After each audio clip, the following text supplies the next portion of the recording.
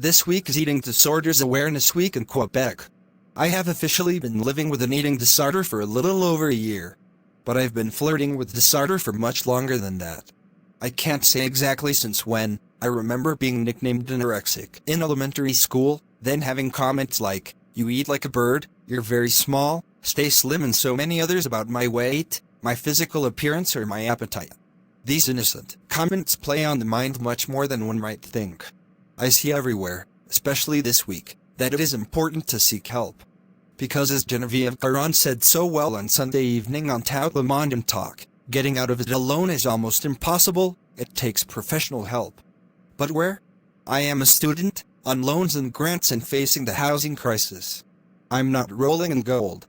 But knowing, 2.5 years ago, that I was flirting with eating disorders, I started looking for a psychologist.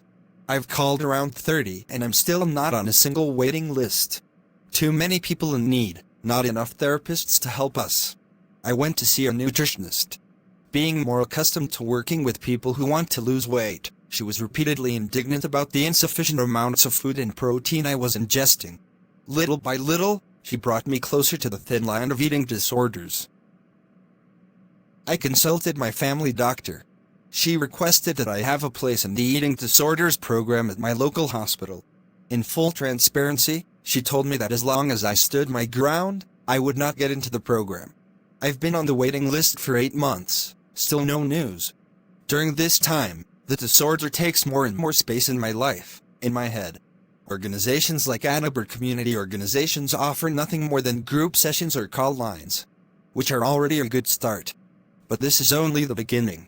When you struggle to admit to yourself the reasons that pushed you to stop eating, to exercise more and more, to think you're fat, to not feel good in your own body, share them to a gang of strangers, that's not my first instinct.